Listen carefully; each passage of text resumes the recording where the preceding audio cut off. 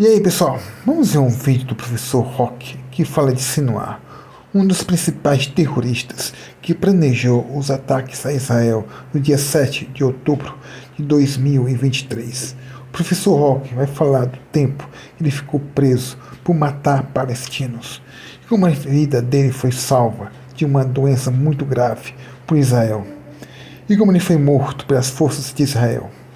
E não se esqueça de curtir, comentar, compartilhar, se inscrever no canal e ativar o sininho. Vamos lá ver o vídeo? Olá pessoal, quero falar com vocês sobre o último acontecimento em Gaza, em Israel, né? A morte do arquiteto do ataque de 7 de outubro do ano passado. Estou falando de Sinwar.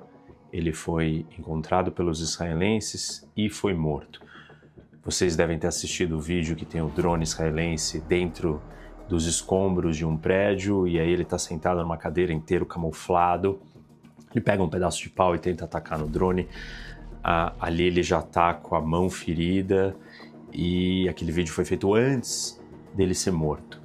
E muita gente achou que ele foi morto com um míssil ou a explosão do prédio que ele estava, mas depois as imagens das últimas investigações mostram que ele tinha uma ferida, né, um buraco na cabeça muito grande, o que indica que é o resultado de um tiro de um atirador de elite, de um sniper. E por que isso é relevante? Assim, é uma curiosidade de uma das grandes ironias de uma figura que talvez seja uma das mais perversas dos últimos tempos. O Sinwar, ele carregou uma ideologia com ele bárbara, destrutiva, suicida, fanática, fundamentalista, num nível assim inimaginável. Ele levou a ideia do suicídio para as milhões de pessoas que estavam em Gaza, para os milhões de palestinos. Seria como se a imagem que a gente devesse fazer dele é a seguinte: imaginar um suicida, né? Eles sempre colocam aqueles coletes amarrados com bombas para se suicidar. O Sinwar, na verdade, o que ele fez foi pegar um colete e amarrar toda a população palestina de Gaza nele em direção a esse penhasco para esse suicídio e levou à destruição total que nós estamos assistindo nessa guerra. O Sinwar é o grandíssimo, não é o único, mas é um dos grandes responsáveis por tudo que está acontecendo. Responsável pela morte de tantos palestinos, responsável por o início dessa guerra, responsável pelo sequestro dos reféns, pela violência. Ele é o arquiteto deste plano maluco e doentio. Voltando para o que eu estava falando no começo, né, da ironia dele ter sido morto com um tiro de sniper, porque em 2008 ele foi operado dentro da prisão israelense porque ele tinha um tumor no cérebro. O Sinwar passou 23 anos dentro da prisão em Israel. E vejam mais uma ironia: ele estava na prisão em Israel não porque ele tinha sangue israelense nas suas mãos, mas porque ele tinha matado palestinos. Ele foi preso em Israel por ter matado palestinos que ele entendia que cooperavam com o governo de Israel. Então ele era alucinado, obcecado por isso, perseguia, tinha uma grande paranoia, e ele foi preso por isso. Tanto que quando houve a troca de prisioneiros pela soltura do soldado israelense, o Gilad Shalit, né, 1000 prisioneiros por um soldado, o Sinwar foi solto. E ele foi solto, em parte, numa primeira leva, porque ele não tinha sangue israelense nas suas mãos. Ou seja, ele estava lá preso porque ele tinha matado palestinos. Continuou matando, e óbvio que depois, com o 7 de outubro e todos os outros acontecimentos antes do 7 de outubro, ele também passou a ter sangue israelense nas suas mãos. Mas a ironia é que Israel salvou a vida dele quando ele estava na prisão, porque ele tinha esse tumor no cérebro e ele foi operado por médicos israelenses dentro da prisão e foi salvo. e aí depois ele é solto, né? E quando ele é solto, ele arquiteta o maior ataque da história contra Israel, e um ataque, como eu estava dizendo, totalmente suicida, totalmente alucinado, maluco, bárbaro, com nenhuma preocupação sobre as consequências do que iria acontecer. Existem duas vertentes que discutem o que passou na cabeça do Sinwar ao planejar o ataque e a resposta que viria. Existe um grupo que acha que ele entendeu que os israelenses não teriam coragem de retaliar porque não tinham mais estômago para confrontos, para a guerra.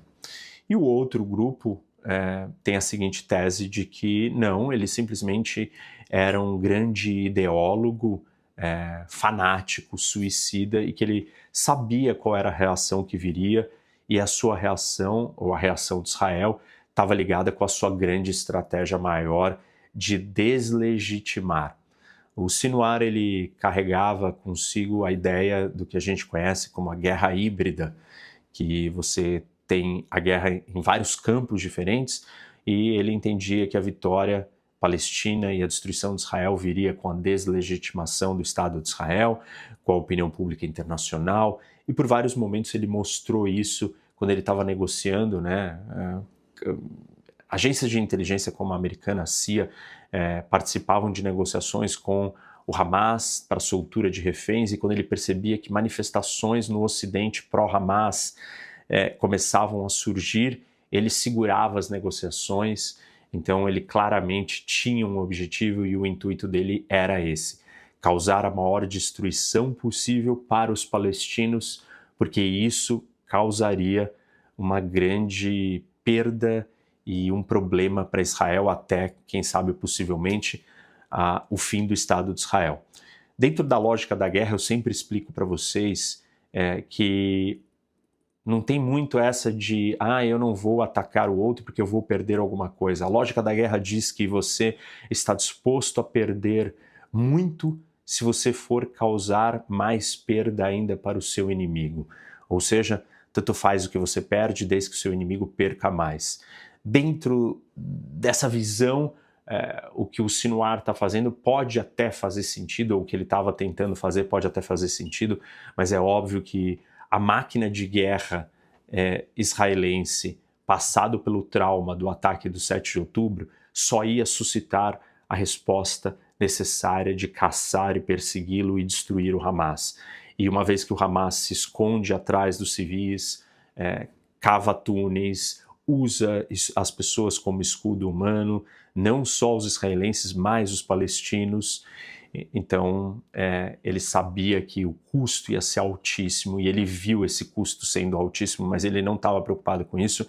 Aí essa lógica da guerra vai muito além de um raciocínio natural, estratégico, e se torna um raciocínio psicopata, doentio. Sinwar é o ápice dessa loucura, talvez assim, um cara até muito mais destrutivo do que um Bin Laden da vida, um terrorista que imaginou um ataque, sabia de uma reação, e durante um ano, em nenhum momento, nada fez ele recuar.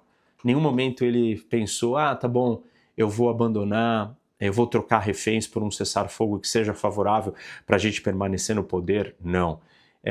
Eu vou aceitar algum tipo de negociação. Não, eu vou parar de atacar. Não, eu vou devolver reféns. A única estratégia dele era a destruição total.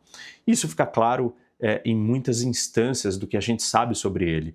Durante o tempo que ele passou na prisão em Israel, ele escreveu um romance, que é um romance que conta uma história de resistência dos palestinos com um elemento de disposição para a morte, lutar até o fim, e um pouco dessa mentalidade foi sendo construída na cabeça dele dentro da prisão. 23 anos, vários anos em solitário ali, né, um confinamento solitário, ele foi entendendo que o que ele tinha para fazer era isso, só ter paciência, conhecer o inimigo. Ele aprendeu a falar hebraico, estudou como que os israelenses pensavam, estudou história, conversava com o maior número de israelenses que ele podia, tentava assistir todas as notícias, entender o jeito que os israelenses, a sociedade israelense funcionava e pensava estrategicamente para usar isso contra Israel no momento. Ele passou anos planejando esse grande ataque e ele se mostrou muito violento e muito disposto a perder tudo e qualquer coisa para manter o seu curso suicida e genocida. Essa é uma das ironias, porque Israel, ao longo desse conflito, tem sido acusado por alguns de ser um Estado genocida ou de estar praticando genocídio, enquanto raríssimas, ou talvez nenhuma vez, a gente escutou alguém usar esse adjetivo para o Sinwar. Alguém que planejou um ataque dessa natureza, que se escondeu em túneis com a sua família, cercado de reféns ao lado dele o tempo inteiro, para usar eles como escudo. Na verdade, alguém que tinha sangue palestino somente nas suas mãos quando passou 2 décadas preso numa prisão israelense. Tudo indica que ele era talvez uma das pessoas que tinha o maior desrespeito aos palestinos jamais imaginado. Porque, assim, tá bom, os israelenses são o inimigo dele. E esperar que ele tivesse respeito pelos israelenses é ilógico, é natural que ele fosse ser um monstro com os israelenses. Mas ele foi um monstro, em primeiro lugar, sempre com os palestinos. E esse detalhe não pode ser perdido de perspectiva, porque grande parte da discussão, do debate sobre a guerra em Gaza é sobre comparações e tirando de contexto o que é o Hamas, o que era o Sinwar, o que foi o plano absurdo, maluco e genocida do 7 de outubro contra Israel. E quando você tira isso da equação, todas as outras análises deixam de ser análises reais. Então, existe uma intenção, existe um plano, existe uma mentalidade, existe um histórico de quem era Sinwar. E ele ser morto de novo pelos israelenses com um tiro no cérebro, que antes a retirada de um tumor do cérebro dele salvou ele. É uma grande ironia.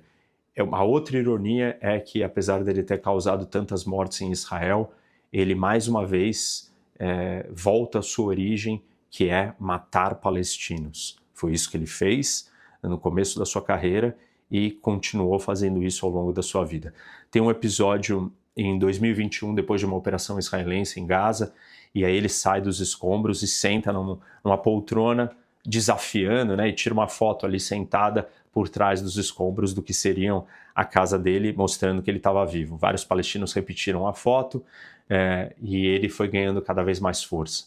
Ele conseguiu sobreviver durante esse 1 ano escondido em túneis, em residências, em lugares de civis, se escondendo atrás desses civis.